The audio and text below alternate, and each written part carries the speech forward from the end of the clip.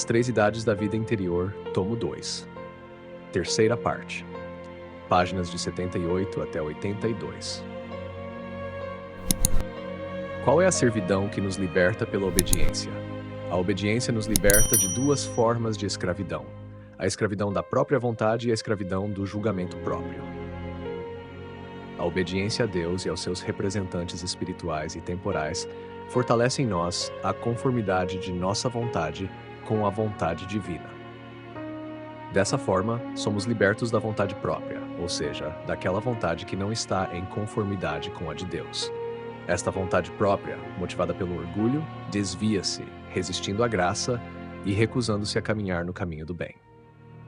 A vontade própria, assim compreendida, é a fonte de todo o pecado. Por isso dizia São Bernardo: destrua-se a própria vontade e não haverá mais inferno. Ela é particularmente perigosa porque pode corromper tudo. Mesmo a melhor coisa em nós torna-se má quando se mistura com a própria vontade, pois esta se coloca como fim, em vez de se subordinar a Deus.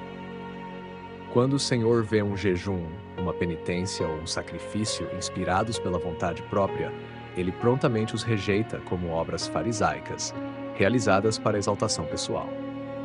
E mesmo que não cheguemos a tal extremo, devemos reconhecer que somos demasiadamente apegados à nossa própria vontade.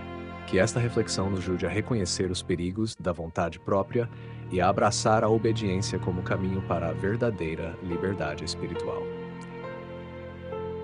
Reflexão sobre o perigo do egoísmo e o valor da obediência religiosa. Muitas vezes damos mais importância ao nosso modo de fazer o bem do que ao próprio bem que fazemos. Queremos sim realizar este bem, mas não desejamos que outros o façam ou que seja feito de forma diferente da que consideramos ideal. Quando este egoísmo se torna coletivo, transforma-se em espírito de corpo ou de grupo, uma distorção do espírito de família. Este espírito gera profundo mal-estar, favoritismos e até difamações. Por vezes, um grupo ou uma família deseja promover uma boa obra, mas lhes são impostos impedimentos para que não prospere. É como se tentassem sufocar uma criança, considerando sua vida inútil, quando ela poderia mais tarde tornar-se o orgulho da família. Algo assim, evidentemente, desagrada profundamente ao Senhor.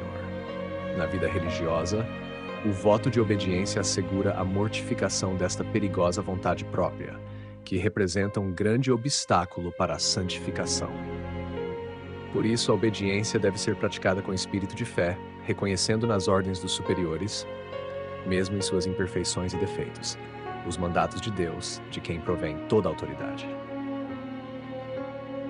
A obediência religiosa deve ser pronta e universal, ou seja, deve estender-se tanto às pequenas coisas quanto às grandes.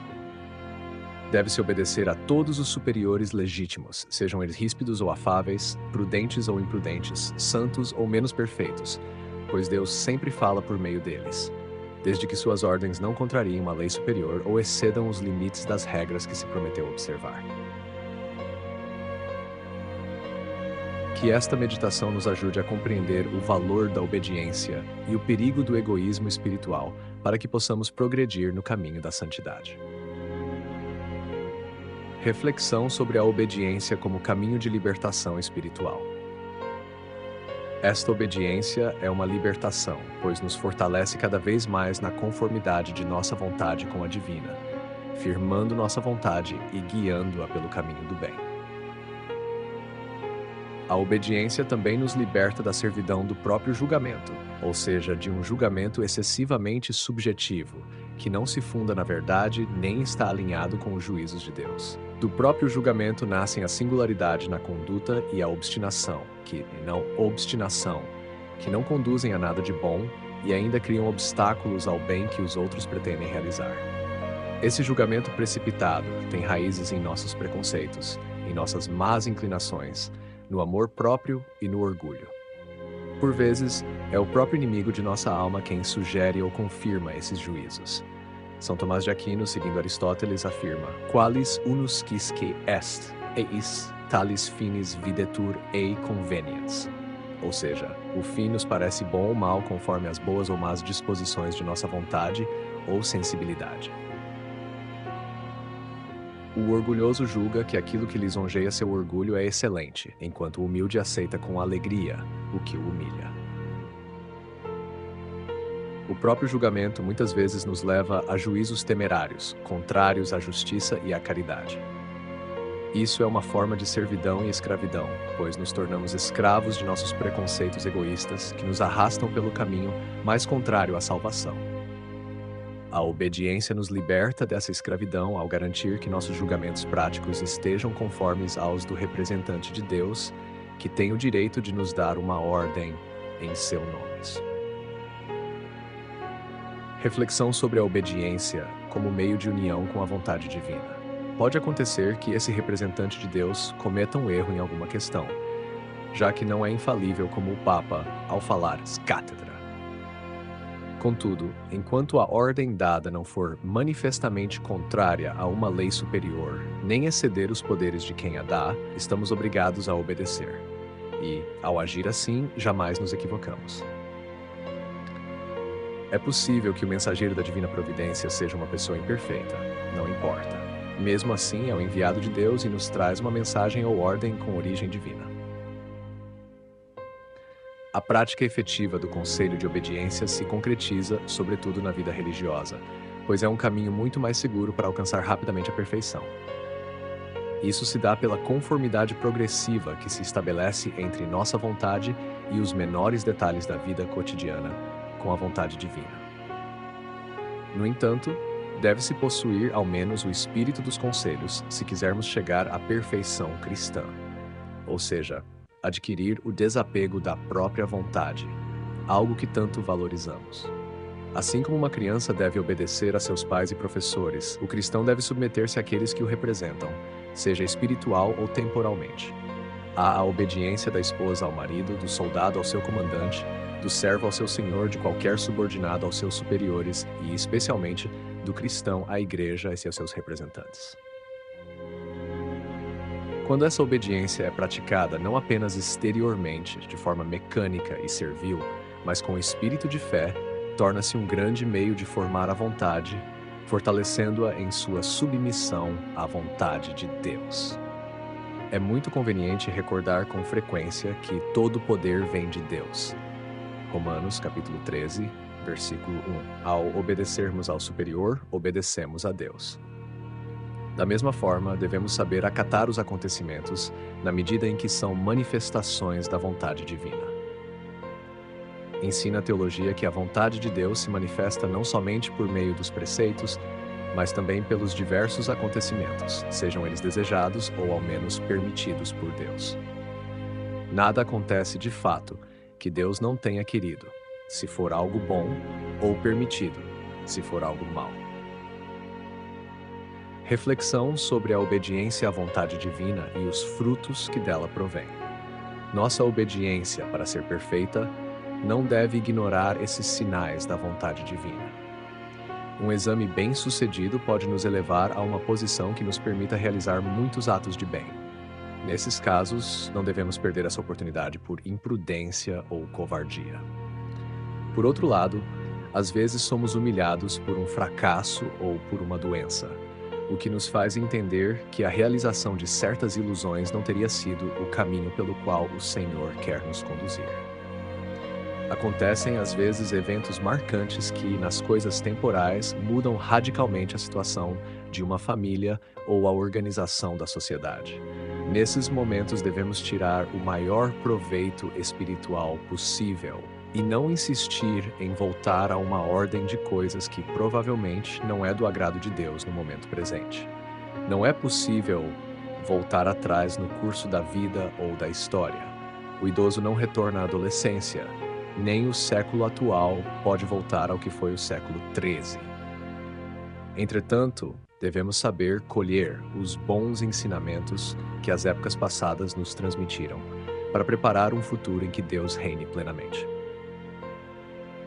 Em todas essas formas de obediência àquilo que manifesta a vontade de Deus e ao dever do momento presente, o cristão deve tomar como modelo o Salvador, que foi obediente até a morte, e morte de cruz. Filipenses, capítulo 2, versículo 8. Foi dessa forma que obedeceram os mártires e os santos, que tiveram como grande glória morrer para a própria vontade, a fim de se nutrirem da vontade de Deus, conforme a expressão do Salvador: meu alimento é fazer a vontade de meu Pai. Capítulo 4, versículo 34.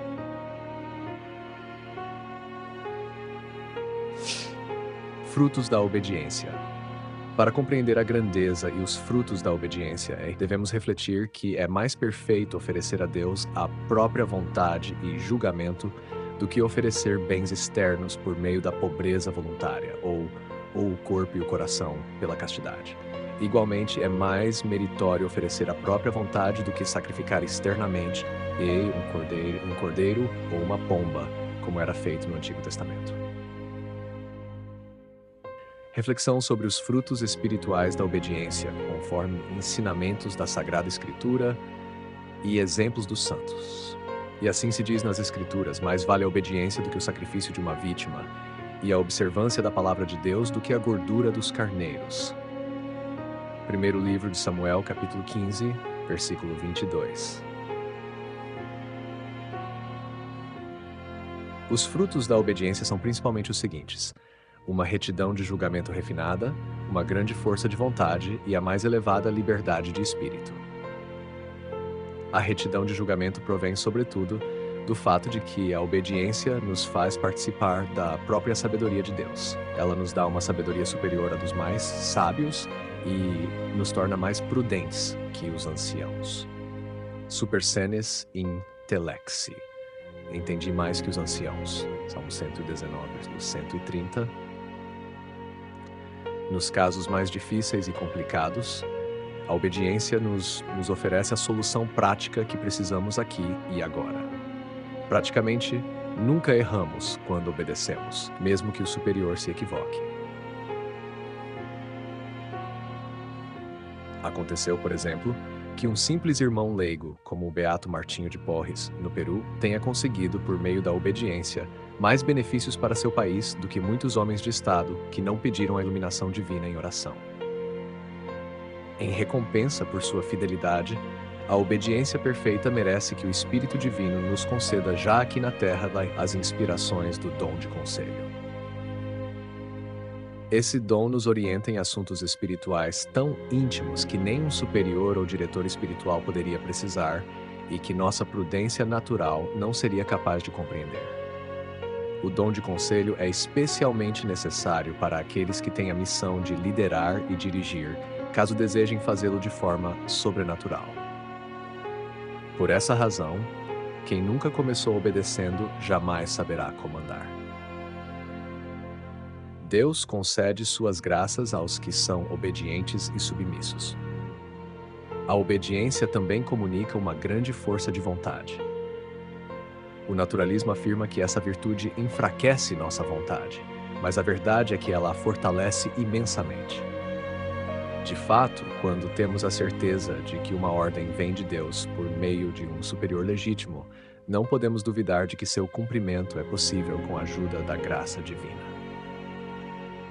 Reflexão sobre a força da obediência e a fidelidade à graça divina, conforme os ensinamentos de Santo Agostinho e exemplos dos santos. Como dizia Santo Agostinho, Deus nunca manda o impossível, mas nos exorta a fazer o que podemos e a pedir a sua graça para o que não podemos. Por isso, o mesmo santo orava: dá-me, Senhor, força para cumprir o que me ordenas e manda-me o que quiseres. Assim, quando, em certas circunstâncias, o martírio é um preceito, no sentido de que é necessário suportá-lo antes de renegar a fé, Deus concede a graça de obedecer e de permanecer fiel em meio aos tormentos.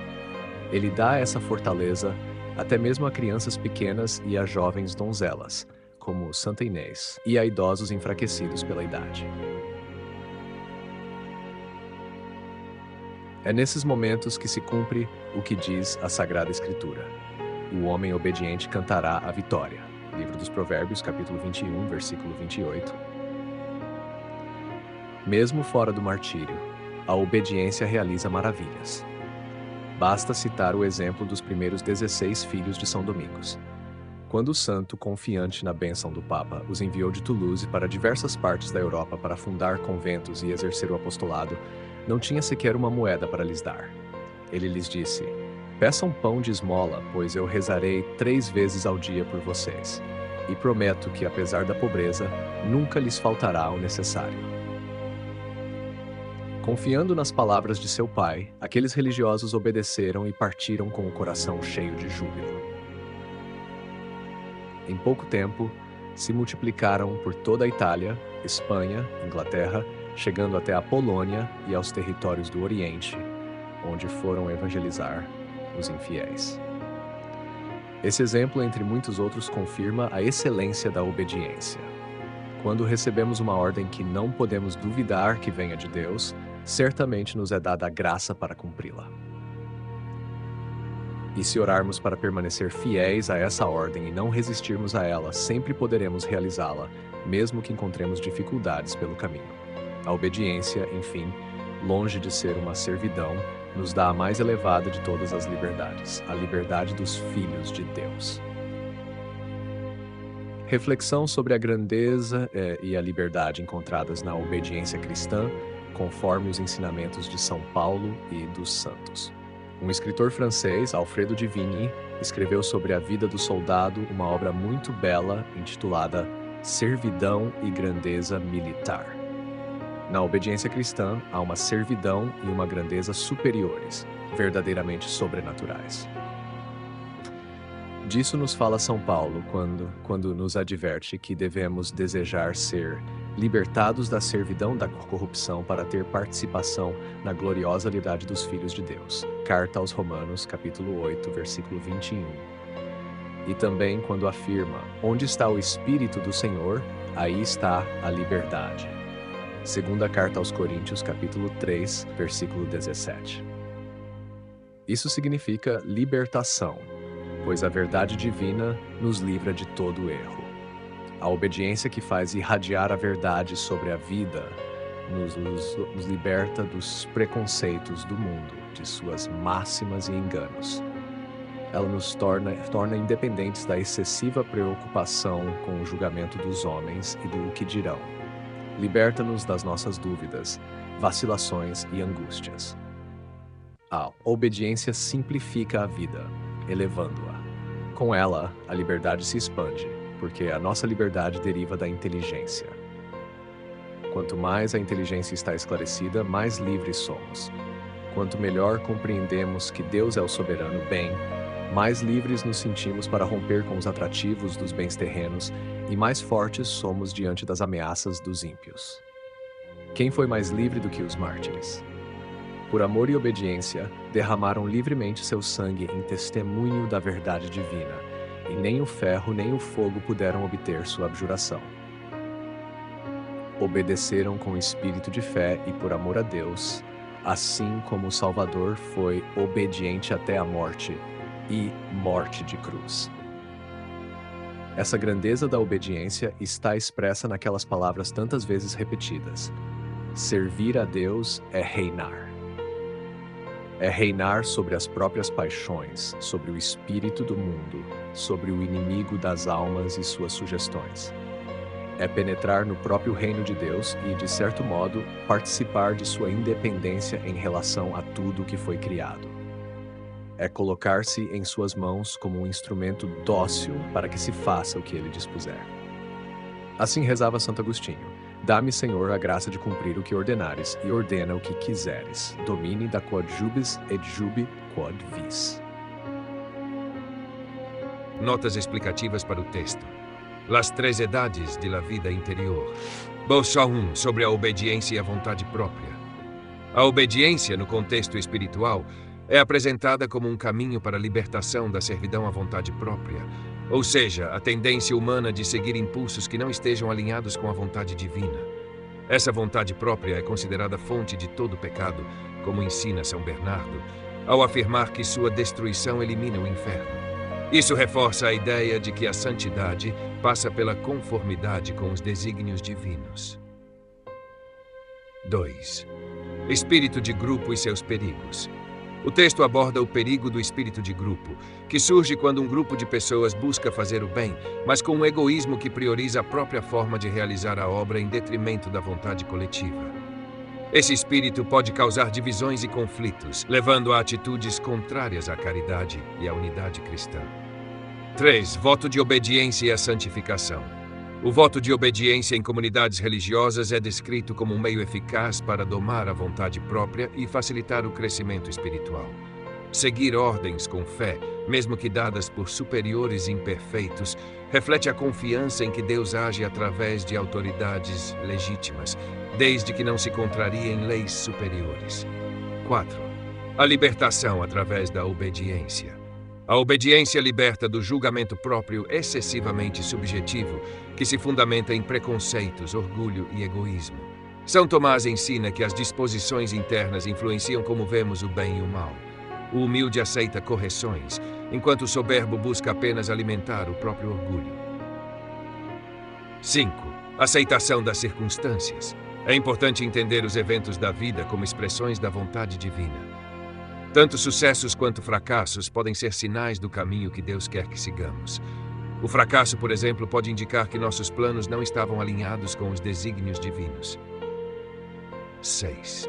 Modelo de Cristo. Cristo é apresentado como um modelo de obediência perfeita, especialmente em sua aceitação da morte na cruz. A obediência, quando imitada pelos santos e mártires, é uma forma de conformar-se inteiramente à vontade divina e alcançar a santidade.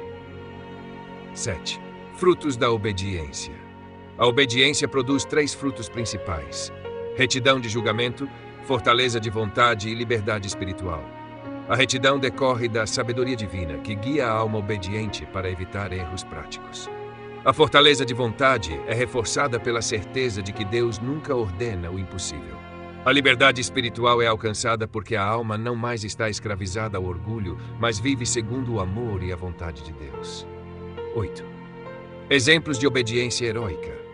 Os exemplos dos santos, como os primeiros discípulos de São Domingos, mostram que a obediência incondicional às ordens de Deus, mesmo em condições adversas, pode gerar frutos abundantes de evangelização e transformação espiritual. 9. Obediência e liberdade dos filhos de Deus. A obediência cristã não é uma servidão humilhante, mas uma grandeza sobrenatural que conduz à liberdade dos filhos de Deus.